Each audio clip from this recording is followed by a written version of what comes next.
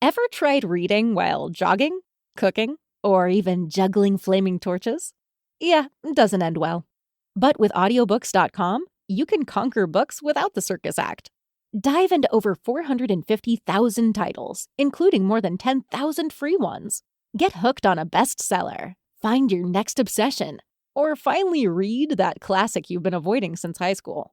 And here's the inside scoop. Sign up today for a free 30-day trial and snag your first 3 audiobooks on the house. Sign up for your free trial at audiobooks.com/podcastfree today. That's audiobooks.com/podcast FREE. Now Podcast One brings you Spike's Car Radio, a downloadable cars and coffee, hosted by writer, comedian, and automotive enthusiast, Spike Ferriston. Now, here's Spike.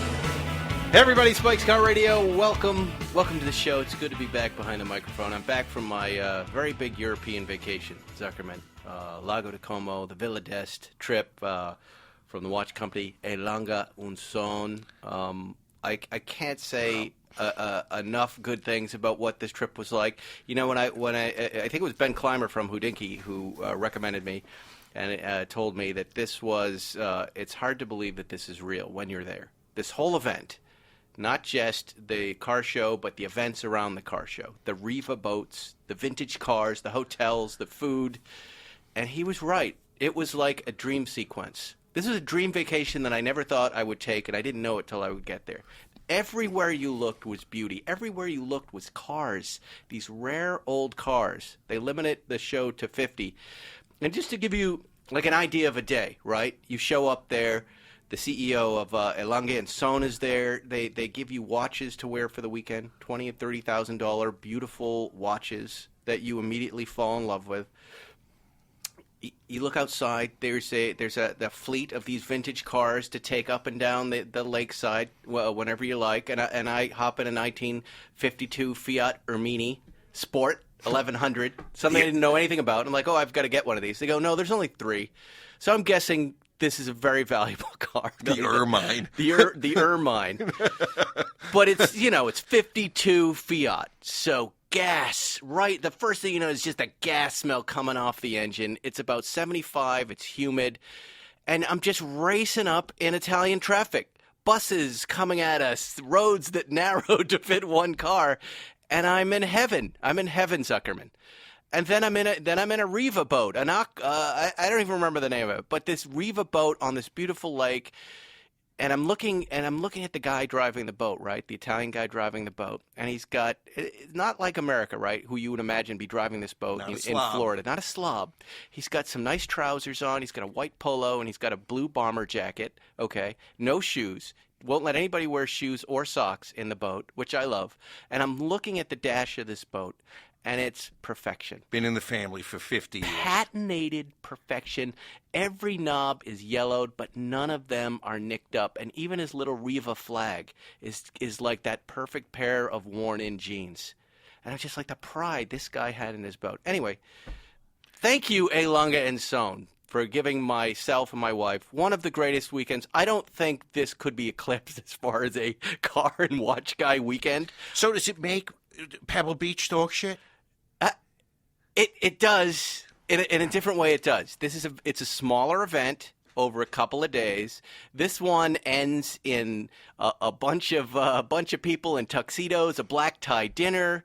If you follow me on Instagram, you saw that's when the rain came and swamped 2 of the winning cars, an old Bugatti and Alex Finnegan's Ferrari. He just restored 335, which won the big event. We're all inside. Nobody noticed it was raining cats and dogs. And I mean, like, this is not rain I've seen before. And nobody's got the top on. So then there are guys in tuxedos desperately trying to put the top on while other swells are smoking cigars and cigarettes and laughing and shooting it. And I was one of those. Lots of swells, Zuckerman. Lots of swells. Were you out of place? Did you belong there? No, because everybody was so welcoming. But there were journalists there. I was in my party for the watch company. We had Alan DeCadenet, the famous race car driver, and his wife. I had my wife there. There were customers of E Lange and Son. There were journalists and photographers. I loved it. I loved every second of it. Over the Zuckerman. top. And it was just, we were scheduled out from morning to night. If you wanted to go there on your own, what would you do? It would never be as good as what we did, but that's because of the watch company. What you do is you check in one of the hotels, and you have the greatest weekend of your life. It's that weekend where you wear your most insane loafers and shirts. It's a very stylish, incredible thing that is not like Pebble Beach, where you're driving around from event to event in traffic, and it's, this is just wonderful. I don't know how else to describe it, but you have to see it once in your life. And the Italians pull it off.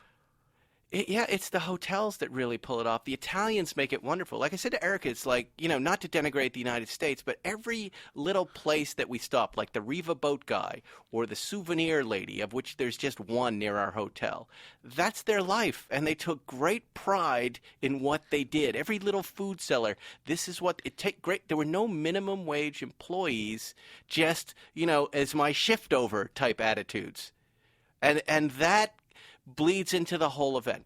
I mean, aside from the incredible scenery in Lake Como, which I had never been there.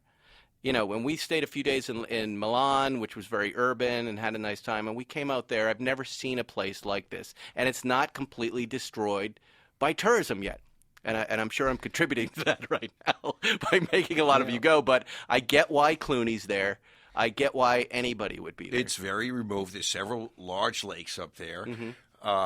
I don't know if I ever told you this, but after I took the bar exam, I sent a motorcycle over to Europe. This was in 1991, and I drove all through Europe, including through Lake Como, Lake Garda, that area. In the 91, pre-internet, very sleepy, very, very removed. And I'm sure they have a season there.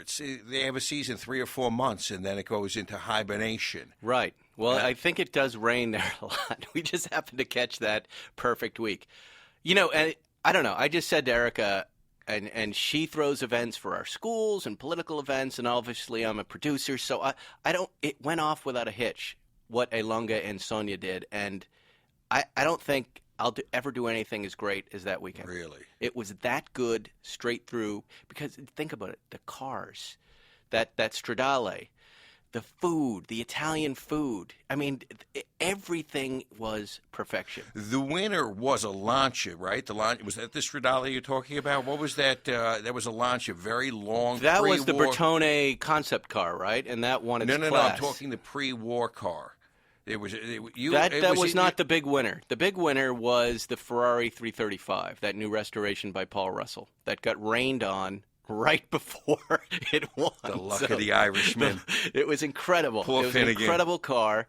It was up against those other 5 cars. No, I was talking about the Alfa Romeo Tipo 33 Stradale, the one that's all over the internet. That thing is ridiculous. Amazing. That's a Dino on steroids. It's just the greatest looking thing you've ever seen. But Zuckerman, pick any car, pick any of the 50, and you go, well, there's in your one. Instagram story, there was a pre-war, streamlined, modern car that I believe was a pre-war Lancia that had a guy that looked like he was wearing a toupee with a sour-looking woman. Those are the swells. The swells. She did not look happy, but that was a fabulous car, and I laughed at seeing those two. I'm gonna buy an Elonga and Son watch now. And not because I feel indebted to them, but because I really was sold on their watch philosophy. First of all, they're the Germans. They're the German watchmakers. I love the story of Walter Lang, who at age 66 decides he's not through.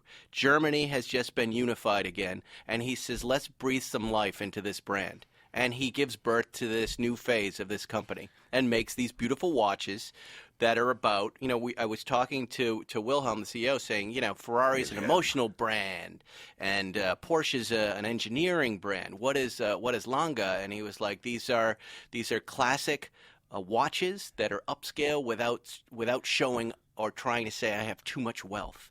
Ooh. On the front. And on the bottom, you have this movement that's just for you, which you do find when you take this watch off and you stare at it. And it, I was saying to you guys, this is a watch that made me feel like a gentleman. Because I'm not. You're an imposter. I'm an imposter, exactly. So Imposter it became syndrome. a very critical part of my suit. When I had a tie on and I put this on, I felt like, all right, at least I won't. But you found continue out. to make the same mistake over and over and over again, which is they handed you this $20,000 or $30,000 watch, and you fucking gave it back. I don't understand. Why did you Because get on I the loved plane? everybody from the company so Right. much, and I would never. Everybody, the whole staff was so much fun. Ferriston. So much fun. You're I right. can't believe it. By the way, just a quick mention to you. Hodinky, the watch blog, is selling a limited edition. Maybe it's not limited, actually. A new Autavia Orange Boy. You missed out on the Siffert. I just read today that they're going to be selling the Orange Boy, which is based on another old Autavia. I have one of the original ones. You should get this watch. I want you, after we're done here, to go on Hodinky and do the pre-order. It's a beautiful, beautiful watch. And that way you won't feel so bad when you see me and Jerry with our Sifferts. I want to steal a watch. That's what I want to do. I want to rip a watch And off, then- and then I'll feel I want to wear it. I don't know if you're. I haven't really caught. I'm trying to catch up to everything. But I read on the way over here. I had two things that happened to me on the way over. Both have got me a little upset. One, I read that Trump is going to try to stop German import cars from being shipped to the United States. It's like no more Porsches, no more Mercedes. We're in a non-political show. I'll bite my tongue. I don't even know what to What is say. that story? It's like kicking your best friend in the nuts, saying I don't like you anymore. I haven't been paying attention to him really at all, but now I am. I can't have the guy ban Porsches. You know what it is? It's like me saying to you, you know those cars we own together? They're in my garage, and I've changed the code. Fuck you. Yeah. You don't get any. You don't get No. to drive any. No. And the most pressing story of the moment, and it has to do with Gordon Ramsay. Do you remember a year ago, Gordon Ramsay's agent, who is my agent, one of my agents at CAA, called and said, Gordon's looking for a GT2 RS. And he said, could you help him with that? And I said, I will. I will give you some of my time to find one of these cars if Gordon comes on the podcast and talks cars with us for an hour. Done. Gordon agreed. Hans said it would happen. Cut to right now. There has been we were talking to him last summer, and then the dates didn't work out. He was here, and they said, "Don't worry, he'll be in touch." Now Dean is texting me on the drive over, "Hey, Gordon's car is here. His GT2 RS has been delivered. By the way, before yours and mine. By the way, and I don't recall hearing him on the podcast. Was he on the podcast?" And I said, "No, he wasn't." And I just texted Hans. I said, "Look, I'm about to go on a rant." A Gordon Ramsay rant, a welching on this deal rant. In fact, he's taking delivery tomorrow of the car, and you know, we could call Dean up right now and say, don't give him the car. But what do I do here? I'm trying to give him the benefit of the doubt. He's busy, but doesn't it? It seems like he played a little I game. think that we have to go to Auto Gallery and in 60-minute style chase him across the parking lot. Mr. Ramsey, That's a Mr. good Ramsey, idea. you're a welcher. You're a welcher. How come you didn't go on the podcast? That's such a good idea. Yes. Well, he's going there tomorrow. Unfortunately, I'm going on Jay Leno's show tomorrow, so I can't do Okay, it. so- However, Will, are you all healed up? Are you ready to run? That Will, our producer. Running is out for a little while. I'm on an elliptical, damn. slowly. I have one important piece of news for What do you got? All right. Well, in any case, that needs to be resolved. I don't want to activate everybody against Gordon Ramsay yet. Okay, yet. So don't give him a lot of shit on his Instagram or any of his other social media yet. But after this, I'm going to push CAA pretty hard to get some We wanna clarity see on this him. situation. And I want him in here. I want to yell at him. He's got an incredible collection. He's got 2 LaFerraris. I mean, he's made a got lot- something to say. He's got something to say. All right, what do you have to say? And then we have to bring in our guest. We have a guest from Podcast One here, Todd Garner, who has a podcast called The Producer's Guide. He'll be coming in 1 minute. We're going to talk about movies. We're going to talk about entertainment. But Zuckerman, give me what you got quickly. Sticky boogers. The sticky boogers. They're called glue dots. You can get them from Office Depot. Okay, so if you've been listening to this podcast, how many shows ago did we talk about I this? have 4 or 5 or 10, but I needed those sticky boogers that the little gift cards come in the Yes. magazine, and we couldn't find those, and I really need those for a little rattle in my 1M.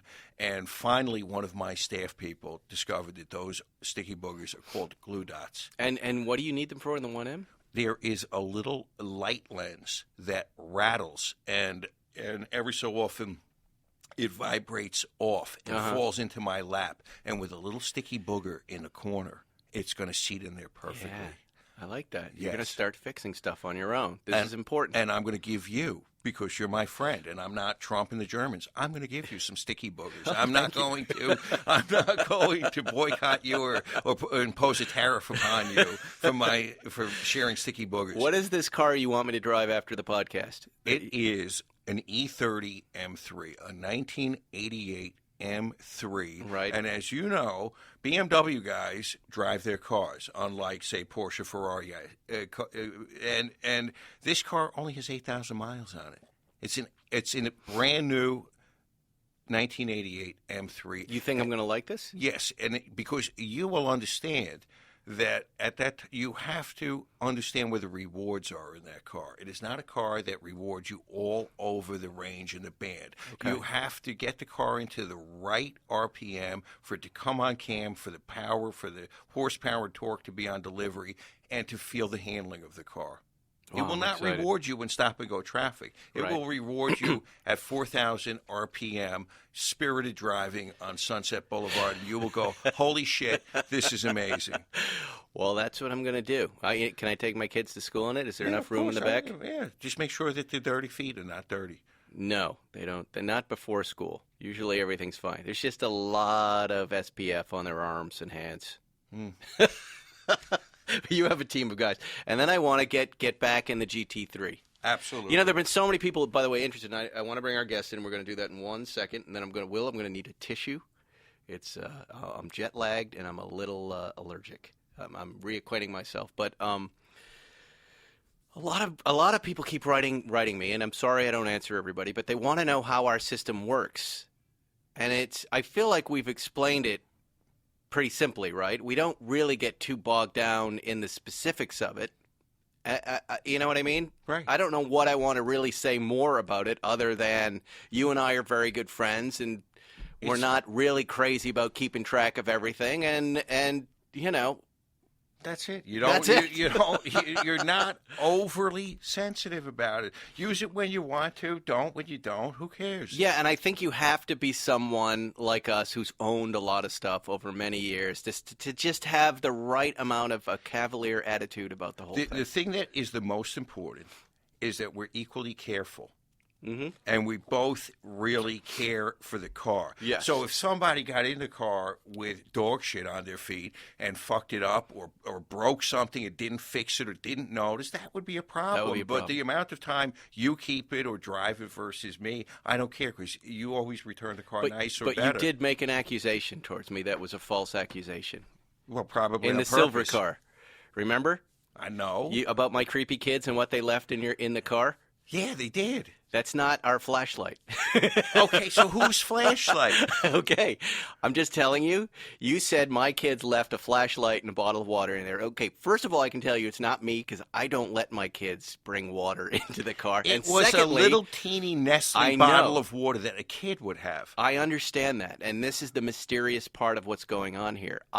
We do have small flashlights. They're little black ones, and this was this titanium silver one, which now is in the possession of James, my 8-year-old, but it wasn't ours. It's a complete mystery to me how that got in So there. some other child's water and flashlight got in the car. I have a theory. Are you ready? Here it comes. The radio install guy did it. You're right. Right? You are so right. That about is my that. theory. He was laying down back there and doing stuff, and I bet you that was he had his little wires, and I bet you that's his flashlight. What was his name? He had a funny name. I can't remember. Ingle. Yeah, and forgive me, but I've been hearing from a lot of friends of mine that he's telling people he does all my cars. Well, he did. He did one, and it is fantastic. And I'll remember his name. I guess Ramo. a little later. Yeah, but isn't it great that we did that? I think that was his water. I think that was his flashlight. And you know what? He can leave it there. He can did a leave it there. great job on the stereo system. And there's not a drive that goes by where I don't go, my God. I can't believe you're still burning with the false accusation I made. Not really burning. I don't give a shit. Anyway, Oh, let's bring in Todd Garner. Finding a dress shirt that fits is nearly impossible. Something is always off, and I know this problem intimately. None of my shirts fit right. Be it the collar, the sleeves, you pull your arms up, it gets frumpy on one side, it never looks right, it's too tight, it's too loose, it's madness! And I see this. I'm on TV occasionally and I see my shirts don't fit right. Well, guess what? Thankfully, ordering a custom-fit shirt has never been easier with Proper Cloth. At propercloth.com, you can easily create a custom shirt size in seconds by answering 10 simple questions. I did this, ladies and gentlemen. I knew the answer to 7 of the 10 questions, and they asked me some pointed questions back very quickly. They sent me 2 shirts. They were perfectly sized. And I only knew 7 of the 10 questions. I'm so impressed with Proper Cloth.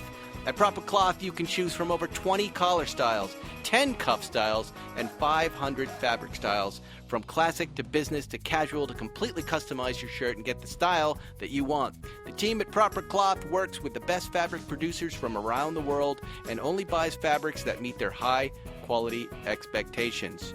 No more cheap bargain store shirts you can wear only once or twice. Each one of their shirts goes through an extensive quality control testing, so you're getting the absolute best quality and craftsmanship. I showed it to Erica, my wife. She went, "Oh, I love that shirt." And I told her it was Proper Cloth.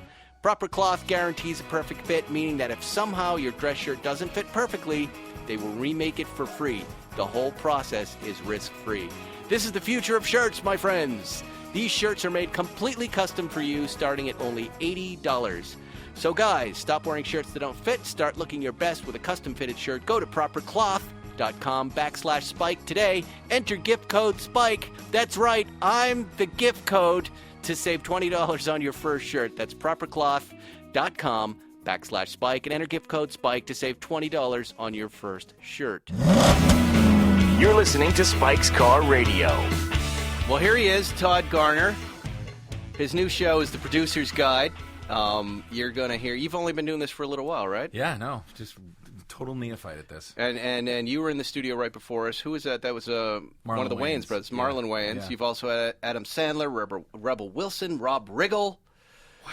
These are big names. Exhausting. I'm exhausted by the whole process of just booking these acts. Well, congratulations on the you. show. What you were just saying that have we met when you were at Disney that I was on all of these lists to do what? To write movies? Yeah. Well, what Well, happened? you know what? It's not just also writing movies. It's anybody who can write jokes, who knows how to be funny. We're always looking for that. Well, but why didn't you ever call? Probably because you were probably really busy. Yeah. And you were making a shit ton of money on television. So this would be in the 90s. You didn't need to take a downturn to movies. Yeah, Zuckerman, you see that? No, I did for a short time think about it, but back then I was such an insecure writer that I remember Steven Spielberg called up and said, "Would you come in after Seinfeld? Would you come in and pitch me some movies?" And that ruined my month. Oh no, that's insane. That ruined my month. And I went in there, and his one of my good friends was his assistant, and she said, when he starts going like that, that means shut up. He gets it. Oh God! So she gave me these little cues on how to do stuff, and he was interested in doing 2 ideas, but I just didn't have the chemistry to follow through on it the right way. I was a very insecure guy who didn't really have a lot of writing experience, even though I had written on this great big show called Seinfeld. Right. It was my first job in scripted, God. I'd go home That's and like write. it. That's like it. Yeah, you know what? I go, started for the Patriots. It was like it came out of the game. We're back to imposter syndrome. Yeah, I don't belong here. Well, yeah.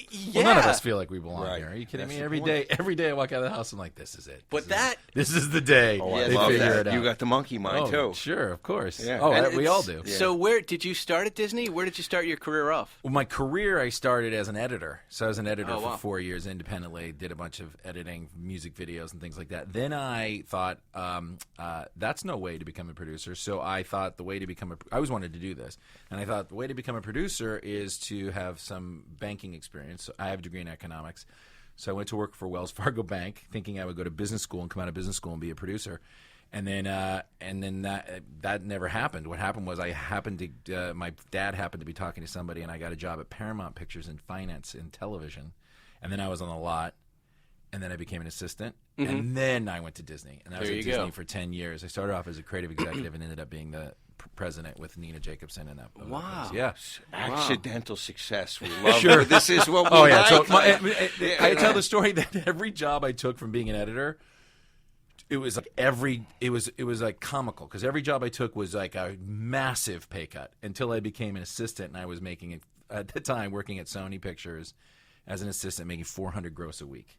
Dollars. Wow. And I was like, Even then, it was dog shit. I was like, oh God. And I was like, well, that's it. I mean, that's pretty much the bottom. Right. So my dad was flipping out because he didn't understand this business. I have nobody in my family that was in the business. So everybody thought, what did we get a college degree for so that every job you can take, you can make less money? So what are the movies that you're like? Are you a creative producer Yeah. or you're just all of it? I don't know, yeah. What are the things you're most proud of at that time that you were working on? Well, it's hard to say. It's like which of your kids are the best looking. I love all the movies I've worked on, for better or for worse. But I mean, just in terms of the sheer fun and ones that I just love, I loved working on Con Air. I love working on The Waterboy because my friendship with Adam Sandler began there. So each one has its own. I loved working on Pearl Harbor. It was a movie that I wanted to make for a long time. You've made every movie you've just mentioned is my two boys, their favorite movies. I'm also big. looking at Paul Blart. I'm big with Teen Boys. Con Air must have been insane. Con with Air those... was so much fun. Really? Oh my God! The Empire magazine just did a 25-year Is that what it retrospective. Yeah. And I know. Is it I'm what that old. was? Maybe it was Oh, my 20. God. I know. It's either 20 or 25. Will there be a retrospective of Paul Blart? Oh my God, probably not. But there was so many fun stories. The making of that movie, because it was Bruckheimer's first movie solo, because Don had died when they were editing The Rock, and so it was his first movie solo. We were in Utah with all those crazy actors, And also, was Nicolas Cage and John Travolta, is that who was in Con Air? no, it was Nicolas Cage and a lot of people, but it was John Malkovich played the bad Right. guy. Oh, God. John Cusack was in it. And then Steve you had Buscemi. a lot of... And there's so many good actors in the movie, and it was just so much fun because we were making a comedy. And Jerry, Jerry has humor in his movie, but this movie was J.J. Abrams wrote on it. I mean, it was a comedy. Wow. Put the bunny back in the box, etc. And so it was just amazing to be out there. We were in Wendover, Nevada, in the Bonneville Salt Flats, which is where that whole incursion took. And it was just a bunch of young people just out there. It was so much fun. Isn't that amazing? But and Blart is a movie because that was my first movie with Kevin James. Then I made a lot of movies with Kevin. So there's been I loved 13 Going on 30. I still get that all the time from a lot of different people. And then I made a bunch of movies for my kids. I made Daddy Daycare and There's another one. Yeah. Yeah, no. So it's been fun. Blart is, we all made fun of Blart when it came out. Of course. And then when you watch it with your kids, you go, this is a masterpiece. Your kids are laughing their asses off. That brings joy to your life. Of course. And now you're like, well, you guys are geniuses. Well, I talk about that. I'm not joking. Blart, genius. I talk a lot about this on my... And how many were there? There were two Blarts? Two. Or... Well, I talk about this a lot on my podcast, which is, I'm very much maligned a lot of times for the movies that I make and critically. And I used Blart and Daddy Daycare specifically as an example of movies that are made, and when you are throwing it out into the zeitgeist of like Dunkirk, right? And the critics are looking at these two movies. They're like, "You're an asshole. You make shitty movies. What the hell are you doing?" And so, but I say this when you're in a theater with 450 kids and they're just laughing their asses off. There's nothing better. You hit a home run. Yeah, it's so much fun. And I got to say, my daughter, who's 10, and my son is 17. So my son, I made a lot of these movies for my son because when he was 4 years old, I made Daddy Daycare. When he was, in early adolescence, I made Blart. And so I would watch him react to those, and it made me happy. And what's funny is a couple days ago, my daughter, I was walking her to the bus, and as we almost got to the bus, she said, "Daddy, you got to meet the bus driver. He loves all your movies." And I'm like, I'm now a hero to my daughter with the bus driver. So my career is made. Those are great. Yeah. Those are great moments. This reminds me of a story that Lucas Foster told me about Frank Yablans and Ira. And Frank had the consummate career in Hollywood and ended up where he ended up. But Ira had the schlock career and ended up with the yachts, the boats, the planes, and everybody loving him. Exactly. Right? But Frank was a serious filmmaker, and no one came to the funeral. Well, I'm not quoting Lucas right, but that's the no, gist and of it. I got to say, it's the reason I do this for a living is I just want to entertain people. I'm sure when you were writing for Seinfeld, there's nothing better than just hearing that feedback of just making somebody's day. Just giving somebody who's having a shitty day come home and be able to laugh is great. Yeah. No, I don't know. I don't feel that way. You definitely made a lot of people laugh, my friend. Yeah, not me, Larry and Jerry, but I'd be walking sometimes in New York and hear people talking about my episodes. Oh yeah, and quoting them, and that always freaked me out. I'd back up a little bit and move away from them because I thought there's something wrong with them that they're talking about. But TV didn't you like also that. write for Dana and Dennis Miller and Michael Richards? I mean, you've written for some beasts. For me, it's when we shoot it and when I write it. I really like those moments, I think, more than anything else. And then what happens after that is Well, I did a kind little of research on incidental. you. Didn't Dennis Miller say that you really got your start on SNL because you were feeding him lines and he was using them? Yeah. I got to say, to me, there's no more intelligent comedian than Dennis Miller. No, so the that fact was that you great. were sneaking shit in there is just beyond. Then it was actually seeing the joke on TV for me, just That's watching amazing. it and going, "Oh, I wrote that." But That's that high. wore off pretty quickly. Then it was In the deep insecurities. Then it was about just reading newspapers and writing down what I was thinking and having a place for it and having it resonate and ripple in there. How does it get out now? How does the creative thing get out now? Right, here we are. Oh, perfect. We're doing it right now. Right on. We're doing it right now. But I don't write. We don't really get into the comedy scene too much. I'd like to get back and do something that's a little more topical. I've always been a monologue writer and a weekend update writer, and then I've done it myself. So You did stand up? I did. I'm mostly a television comedian. How about that? I hosted a late night show, and Yeah, that's where no, I I remember like a that. prompter. I don't have to worry about. I have trouble memorizing stuff, and I don't feel like going out of the house at 10 o'clock at night to go do comedy every night Right. till I get it memorized. I don't want to do that. I would rather read the newspaper and then write the jokes and say the jokes. You're perfect for late night then. Hey, here we go. All Let's- they need, whoever's looking for a 53-year-old guy to run their late night crew will do that. When you go, let's get back to like making movies. You say you're making movies for your kids. What's the process? Like, daddy daycare. Right. How do take us through that? How does that work? You want to make a movie for your son, right? Well, I had a... Well, And does the script just land in your lap, Yeah. or are you going, hey, let's do a daycare story? And No, on that one specifically, what happened is John Davis brought Joe Roth and I the script. I was the president of that studio at the time. The studio was called Revolution Studios, and he brought me the script with Eddie attached. Okay. And the director attached, and then Fox was where John Davis had his deal. They didn't want to make it. And admittedly, the script needed some work, but we were a brand new company. We needed to make movies to survive, and so we said, "There's definitely an audience for this." Because I had come from Disney, so all those movies like Pacifier and Game Plan and Snow Dogs, all those movies. Anytime you put an adult that you kind of a father figure, 3 Men and a Baby, for example, and you have kids undo them, it always works because kids love to see. Grown men acting stupid because they all think as fathers we're morons. And so when that script came, the idea of it really resonated with me. My son was in daycare, and and I'm a bit of a goofball anyway, so it wasn't that hard of a leap for us. Then you just got to roll up your sleeves and do the work. So everybody dug in. We brought in new writers, and we just dug in that script. And then Eddie, at that point, said, I don't really want to carry this by myself. So then we added Steve Zahn's character and Jeffrey Garland's characters. And Jeff, nobody knew who he was. I think he had just done a couple episodes of Curb. And Steve Zahn was just like the perfect physical comedian. So we gave Steve a lot of the stuff, like being stung by bees and all that stuff. And Eddie was so happy. Eddie's like, "Go on out there, Steve. Come on, Steve. Go on out there." And I say one really funny moment is when Eddie walks the little boy into the door. At that moment, you're just watching that going, that's going to be in every trailer, and it became the $100 million joke. It just became the joke that was in every trailer, and then the movie went on. It was incredibly successful for us. All right, I have so many questions. We got to Okay, take a break. The show is called The Producer's Guide with Todd Garner. We'll be right back. Fellas, important question for you. Do you feel like you've got a little less hair than you used to? Be honest with yourself.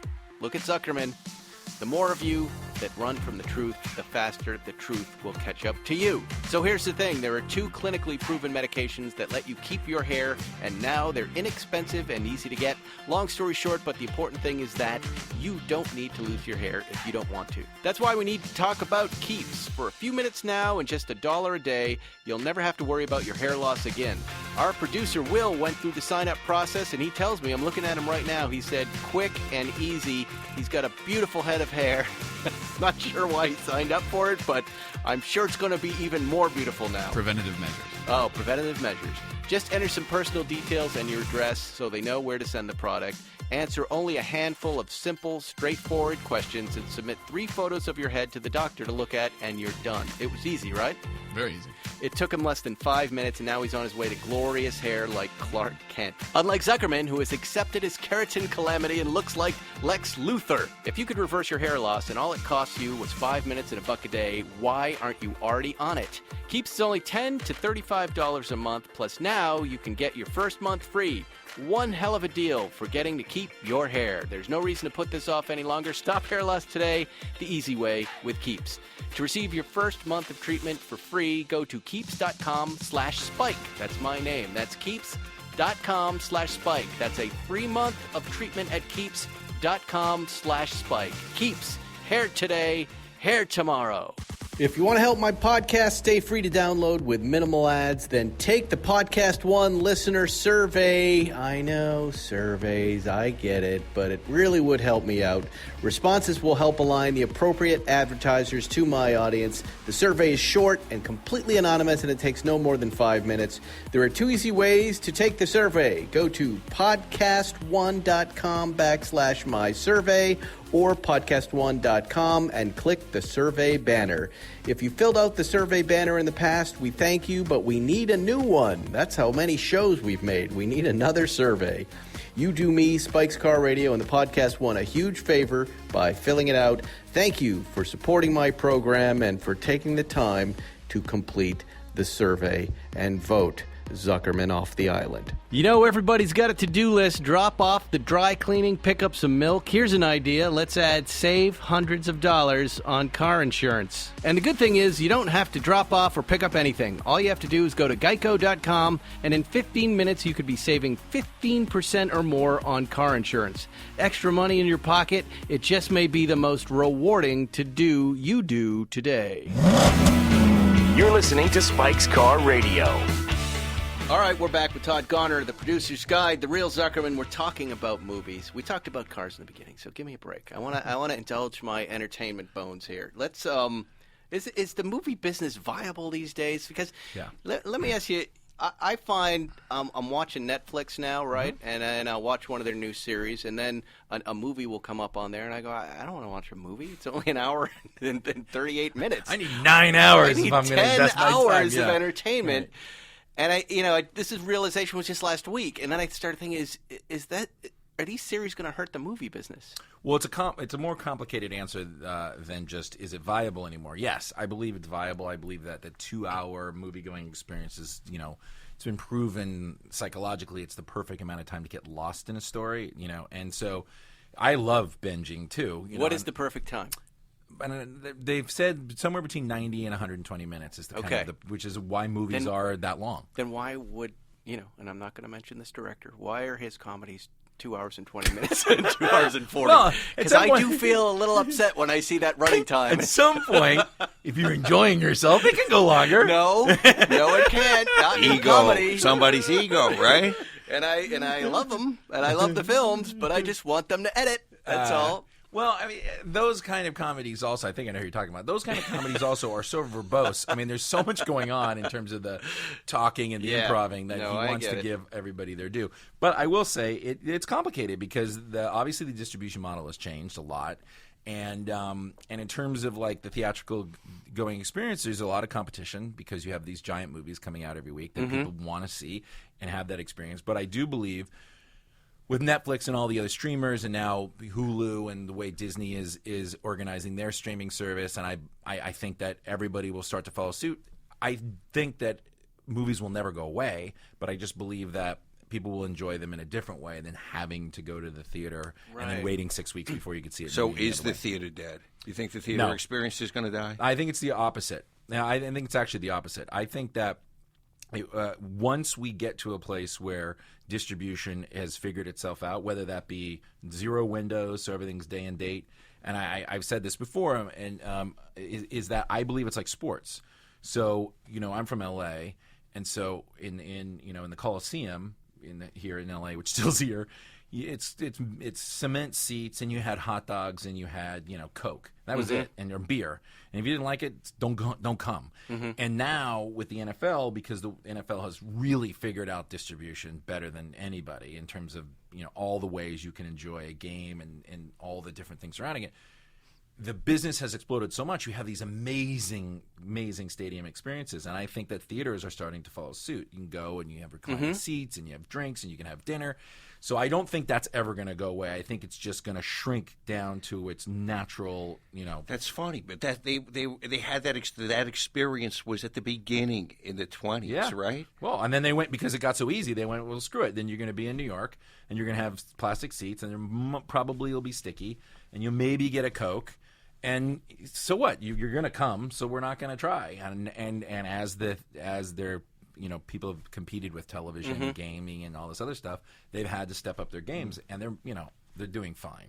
And I think it's hard, and nobody likes change. No business likes change, and they're going to have to adjust quickly, which nobody likes to do. And so I just think once that kind of settles out, and Netflix, is already bigger than Disney now. So home video clearly is not going away.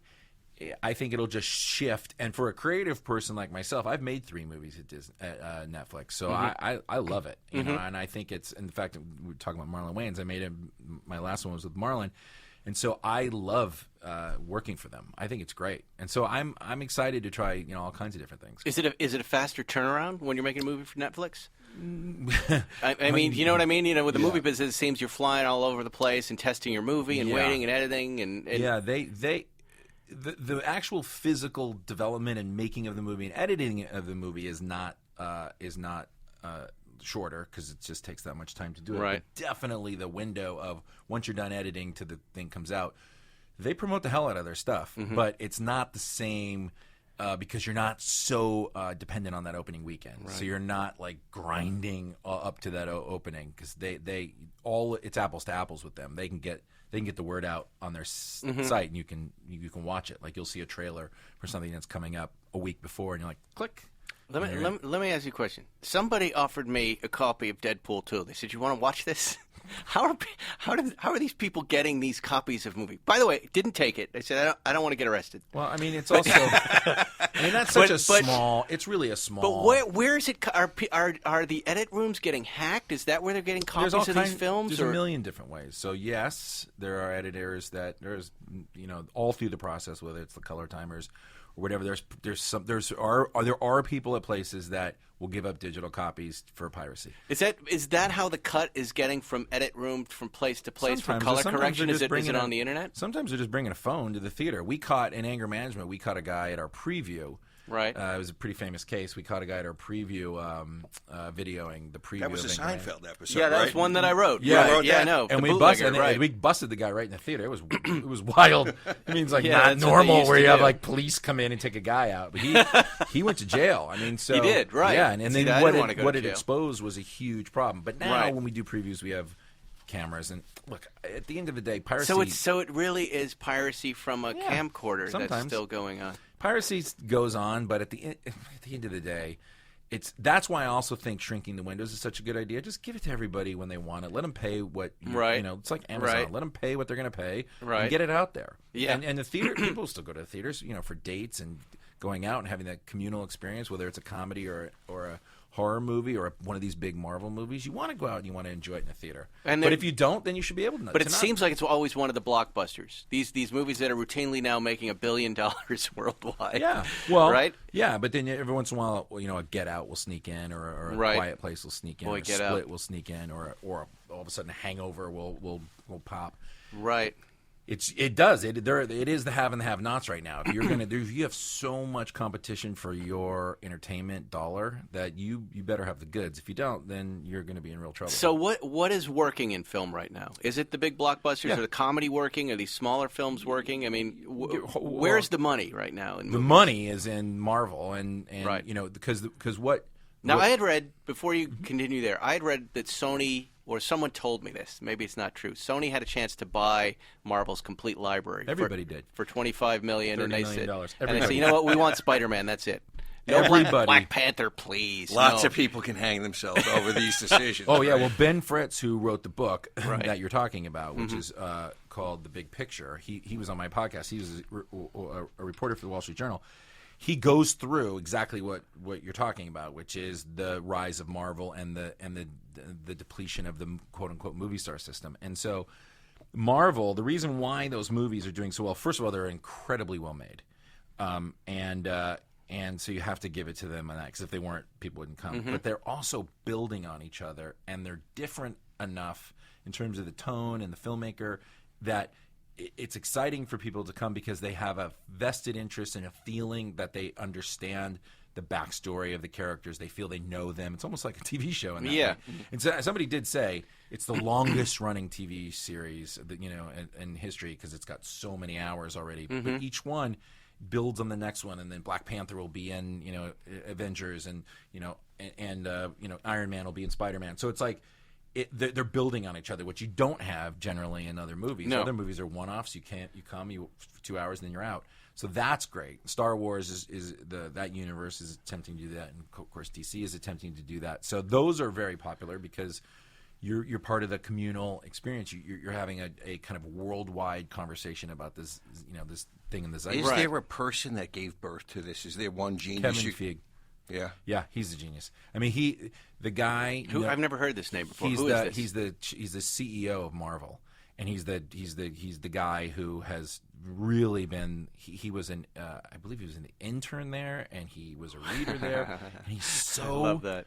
deeply knowledgeable about this comic book universe in such a visceral way. wow. He He's cares the about it. bag boy who took over the supermarket Yeah, business. I mean, huh? and he deserves all the credit, because he has completely guided this thing from the beginnings, and even so much of saying we got to get Spider-Man back in, and we let's not sell, let's do it ourselves. All I'm going to pitch him. I'm going to find him. I'm going to pitch him this idea. Because all of these movies, they seem like they have to save the world in every single movie. Every week, the world. I want to do a family who's living in that city where the world is saved every week. Where it falls apart, and they're just trying to go to work. Mom's a nurse, dad's a That's the salesman. Simpsons all over again. But I will say, And, this again. Well, that's what's the so- world, and we got aliens this time. All right, well, just wait a minute; it'll be saved. Okay, everything's fine. But I will say they do that. I mean, they do have consequences. Like, there are movies in the series where they're getting sued because a building fell on a family. Right. The whole Jessica Jones thing. She's That's right. living in that city that got destroyed. And Well, now hates the Netflix Avengers. is doing a bunch of those too, Yeah. right? So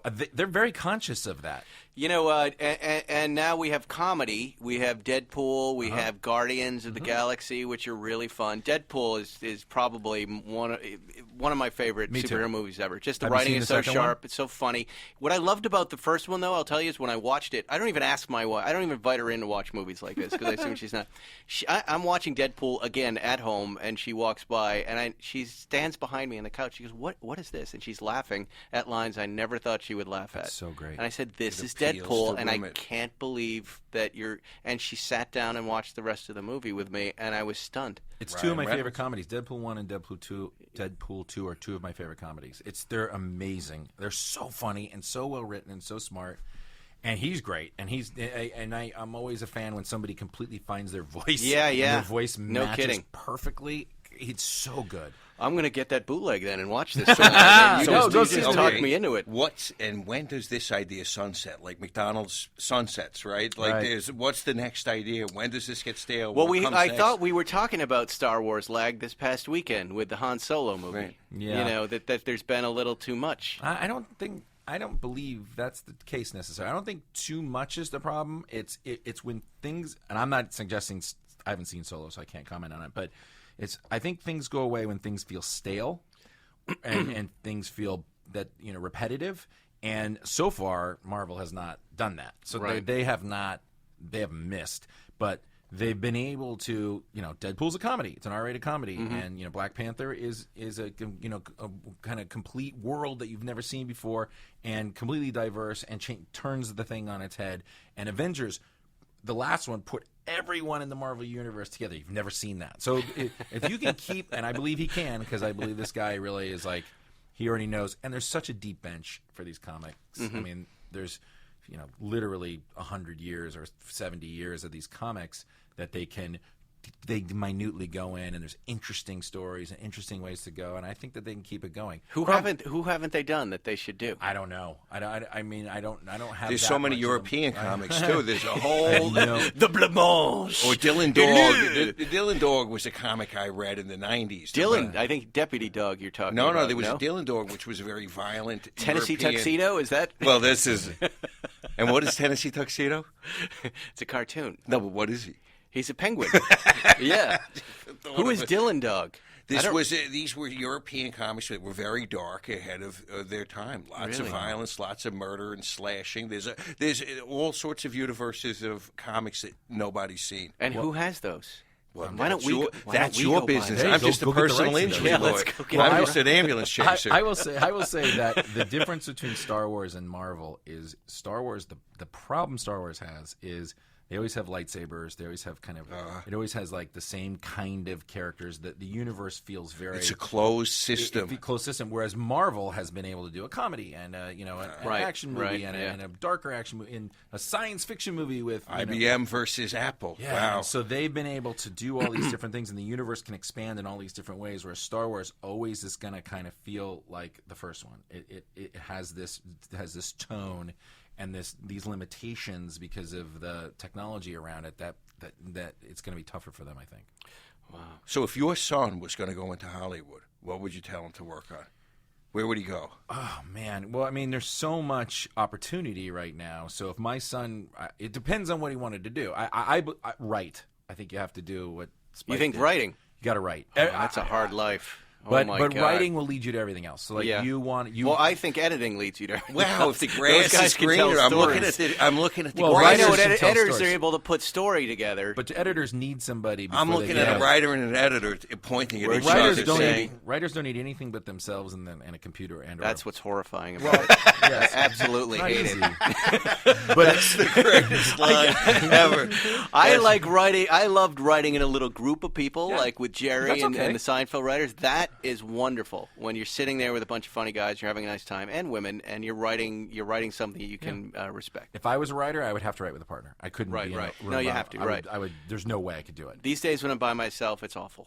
It's just awful. But that's why we look for cars, Zuckerman. That's where That's where Car Matchmaker came from. The whole show came from that moment of I don't want to do my writing today. I'm going to get on eBay Motors and look for cars. I always laugh. I take Lapeer as a little cut through when I go from like Beverly down to Wilshire, and I always laugh. There's always like a 30-some-odd-year-old guy. Paunchy outside smoking at 2 in the afternoon. And I always say, look at that writer over there. Look at the writer. When you link cigarette smoking to your writing, you were in big trouble. Right? You're in big trouble. I need an idea. I got to do. Let me light a cigarette. But this was the highlight of my day to see this, to see the editor say be a writer and the writer say be an editor. Editing is pretty scary. Yeah, I don't think I'd want to be an editor either. That's a lot of dark rooms and sitting with something and over and over. But the worst part of it for me would be the person over my shoulder barking stupid things at me. Yeah, and having to keep my shit together. It was a great learning experience just in terms of how things go together in terms of filmic language. But I But believe. what about the moron behind you giving you a dumb note? Sometimes I've been the moron behind the business, but But you know what I mean? Like Yeah. my favorite editors are not only good at what they do, but they can keep their they're all composure. calm. They They're calm. all I know I've had some angry guys who would scream at you, and I have to fire them and get rid of them. But I was like, part of your job is to let That's me. why they're all calm. It's a self-selecting process. Right. Those guys get fired. The calm If ones you can find stay themselves- calm and listen to what I'm saying, and we can talk, then it's cool. But I expect them not to freak out. because you're the writer. So I go No, back I'm to the I go back to producer. writing. I just mean it's you've got to be, depending on what it is, a TV show or a movie. You got to listen to the folks behind you. But at the same time, I've sympathized with them when there's some moronic network executive saying something dumb, Hysterical. and then I'm like, Go ahead and let her have it. Okay, Let her and fucking have it. let's say he does not have that creative impulse, so he can't write. Right. Let's say he can't write, but he still wants to do Hollywood. Then I would suggest going to work at an agency probably, because then you get to see every part of it. You get to see actors and writers and directors and talent, and you can kind of, from that vantage point, really launch and figure out what you want to do.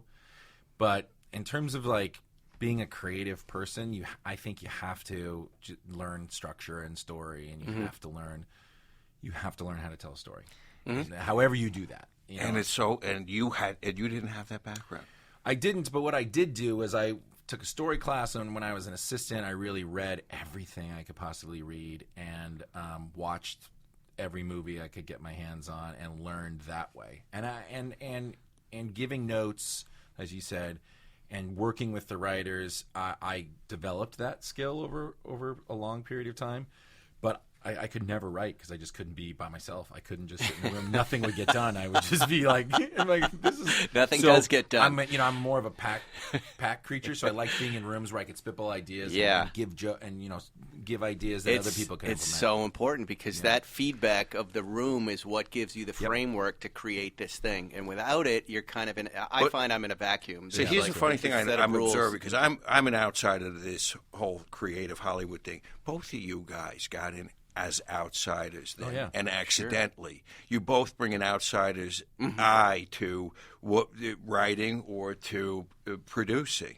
Is that then the secret you get into? Well, we're both fans. We watched a lot of this stuff and thought, well, I can do that. What movies influenced you the most? Oh, my God. I know. That's a really long list. It starts with my dad's favorite movies, like The Godfather and Goodfellas, and then all the comedies, the Caddyshack and all the Mel Brooks and Arthur. You know, I had a father who did a lot of stuff that was wrong, but the one right thing he did is he would wake me up and go, "There's a show called Saturday Night Live. You should watch this." And I'd be 6, going, "What is this?" And laughing. And you've got to watch this. You got to watch this Duck Soup. You got to watch the Marx Brothers, and you got to watch Laurel and Hardy, and every Ernie Kovacs. Yes. You know, watch this. This is a sketch called the 7 Steps of a Woman Zelming Her Peavy, and I'd go, what? And it's just this abstract, insane sketch. But that was he was a frustrated comedian. He was a salesman who never did anything in entertainment. He wanted you in sketch because it's all sketch. But he didn't know any. I mean, none of us did. We grew up in Massachusetts. We didn't know anybody in entertainment. We were just fans of this stuff. But I look back now and go, that was my education, was hooking into all of this stuff very early on, and you know, George Carlin albums and Steve Martin albums, and going, you know, Richard Pryor, and here's what's great about him, and you know, I had no idea that's where my education was beginning. I loved all that stuff, but it never occurred to me that I could do that. Really? Yeah. Now, I always thought that was like some other breed of people. Well, that's where Saturday Night Live, bringing this back to Dennis Miller, comes in, because I saw someone handing him jokes, going, "This is all they're doing." But you wrote had a couple lines down. Amazing. I'm going to do that, and that's the moment. It connects and it goes on. But really, the truth is that you're bartending in Boston, and you're thinking, you're scheming how to get this job. Right. And it was accidental. But it wasn't a writing job. I didn't know there were writers. It was, I just want to be close to David Letterman's show. It's the only thing I'm watching on television. And you got somebody who got you a job answering phones there. Yeah. Right. Hostess. Well, you have to, but you have to. Who in Boston said, you got to constantly ask too. Right. You have to put it out. That's right. You have to put it out there. Like my dad worked at the Southern California Gas Company and he plays golf at Lakeside Golf Club here in Toluca Lake, and one guy goes, "Oh yeah, I work for Paramount." Well, first of all, he got me an internship because a guy worked at Pacific Bell, and he goes, "We make these corporate videos." And my dad goes, "Good, my son makes videos." Like my dad was so frightened that I was going to be homeless that he would listen, and somebody would go, "I'm anything in the business." He'd be like, "You should hire my son," and it just worked out. Great. But because someone had to put it out there, because if he wouldn't have said anything, or you wouldn't have asked the hostess or whatever, you never would have had the serendipity. Oh, those little moments. Always. Those little tiny moments that have such big ramifications. It's so insane. It's scary when you think about them, isn't it? Well, tell us, just before we go, about the podcast, the Producer's Guide. What are we going to hear on the Producer's Guide? Well, it's a lot of this. So I started this thing because I wanted to give people hope. There's so much negativity. Honestly, there's so much negativity in the press, especially now with all the stuff that's going on in Hollywood. And there was so much negativity about the business of the movie making, and I don't want people to get. Like you said, you didn't think you could do it. I don't want people to feel like that. I want people to feel like they can do it. It's doable. And so if somebody's at home watching a movie and they're inspired, if they watch Deadpool 2, Jesus, I can talk. Deadpool 2, like wherever it is, and they watch it and go, man, I'd love to do that. I just want to give people an inside look on, you can do it. Here's how all these people did it. Rebel Wilson was living in Australia, literally couldn't be further from Hollywood, and nobody would cast her, and she wrote herself a show and rented a theater and did it herself. I mean, that comes up time and time and time again of people just saying, I just did it. I just did it myself because nobody would give me a chance. Right. And so, or I was talking to a hostess and she happened to know a guy who knew a guy, or my dad, happened to talk to one person, and then you're off to the races. And I just want people to feel inspired and not listen to the rhetoric of the press, which is the movie business is over. There's only making Marvel movies. Don't even try. So are you talking about origin stories like with Marlon Wayans today? Absolutely. Everybody. It's how it happened, how it started. It's very deep dive into just producing. I'm not trying to get, scandalous things out of people or gossip. I just want to know, how did you do it? How did you go from being a girl in Australia to now being not only a huge actress, but you're producing your own TV show? Right. Or Marlon. How did obviously he was Keenan's brother, right? But he said, at the end of it, he says, that wasn't the best thing for me because I had a huge spotlight on me. Or Neil Moritz, how did he get started? Or Mike DeLuca, another big producer. So I'm just trying to take or Ben Fritz. All we do with Ben Fritz and Wall Street Journal is talk about exactly that distribution. What would happen if we shrank the windows to zero? What would happen? So I'm just looking at the business from a kind of how-to perspective to give people hope that they can do it. Mm-hmm. Sharing. Yeah, giving it away. It's trite but true. Yeah, and like this is fun for me. I'm learning a ton as I talk to different people about my own business and that my story is not that unique. It might be unique in the details, but not unique in terms of how I felt. No, you're providing a very valuable perspective because people in Hollywood are stereotyped all the time these days, and it's not accurate, especially now. Now. Most people when you Google producer now, it's probably Harvey Weinstein in handcuffs, which is not what we're about. But I just mean you Hollywood people. Yeah, you Hollywood. So few people are actually from Hollywood and Los Angeles. You're one of the few. I'm from Massachusetts. First of all, I'm from San Fernando. I'm not from Hollywood. His father worked for the gas company. Exactly. That's just what wakes me up because I figured I'm a kid from Long Island. You were born into it. No, you weren't. By the way, you're from the comedy ground zero. You know how many comics are from Long Island? The fact that you didn't stumble into a comedy store with your accent and your look and go, into this I can room. do that. I stumbled sideways, but yes. Man, you were ground zero of comedy. And you too, by the way, in Boston. Well, yes, the people of Massachusetts are very funny. Yes, per square inch, per mile, per square mile. Lots of funny people. My friends were all funny. It was sick good. and funny. That's Long Island. Sick and funny. Yeah. Oh, yeah, Long Island for sure. But then you come to the big city because you realize there's something there for you, right? Yeah. But you're not from there. There was no such thing as No. Hollywood people or anything No, but like you that. and I, if somebody said, if they just saw us out and they would never guess that we're Hollywood people. No. I don't look like a stereotypical producer. No. But I don't feel comfortable anywhere, so it doesn't matter. Philadelphia, That's why you're Hollywood, funny. Massachusetts. That's why you're funny. That's why you're a car guy. You just lock the doors and go fast. Right. All right, you've been listening to Todd Garner. The podcast is The Producer's Guide. It's one of the top new podcasts here, one of the trending podcasts at Podcast One. Todd, thank you for coming on. Where can we catch up with you on social media? I'm on Twitter at Todd_Garner. There you go. Zuckerman, are you even on social media? You're on Instagram. I'm on Instagram. That's it. As You the real taught Zuckerman? me 2 years ago. It was 2.5 years ago. Well, I look forward to seeing that 88, whatever you got, M3 on there. M3. And driving it tonight. And I'm Spike Ferris, and I have most of the fun I have is on Instagram. So message me there, and I'll try to get back to you. Real quick before we go, here's some useful car tips you might not be aware of. A coffee filter and a little bit of olive oil can clean your interior. Removing excess weight from your car will improve gas mileage, and you can place your key fob to your chin to increase its range. That's pretty weird. weird, right? Well, here's another tip you also might not know about. TrueCar also helps people get used cars. That's right. TrueCar isn't just for buying new cars. With their certified dealer network and nationwide inventory of nearly 1 million used cars, you'll enjoy real pricing on actual inventory and a simpler buying experience, whether you buy new or used. And with TrueCar, users can see what others paid so they know if they're getting a good deal before they're buying. They're also more likely to enjoy a faster buying experience by connecting with TrueCar certified dealers. When you're ready to buy a new or used car, check out TrueCar and enjoy a more confident car buying experience. Some features not available in all states. We'll see you next week on Spike's Car Radio. Thanks for listening to Spike's Car Radio.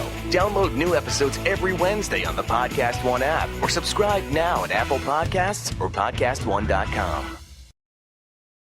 Hey guys, time to get in on the action for the biggest moments in basketball with Prize Picks, America's #1 fantasy sports app. Just select 2 or more players, pick more or less on their projections, place your entry, and win up to 100 times your money. Right now, Prize Picks will match your first deposit of up to $100. Just download the Prize Picks app and use the code GET100. That's code GET100 on Prize Picks for a first deposit match of up to $100. Prize Picks. Pick more. Pick less. It's that easy. You love podcasts, the stories, the laughs, the unexpected turns. But when this episode ends, the silence starts. Not anymore. Audiobooks.com turns that silence into your next great adventure.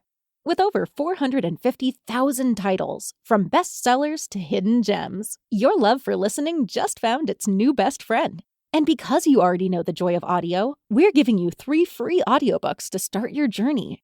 Imagine your favorite podcast, now with unlimited episodes. That's audiobooks.com. Keep the story going. Sign up for your free trial at audiobooks.com/podcastfree today.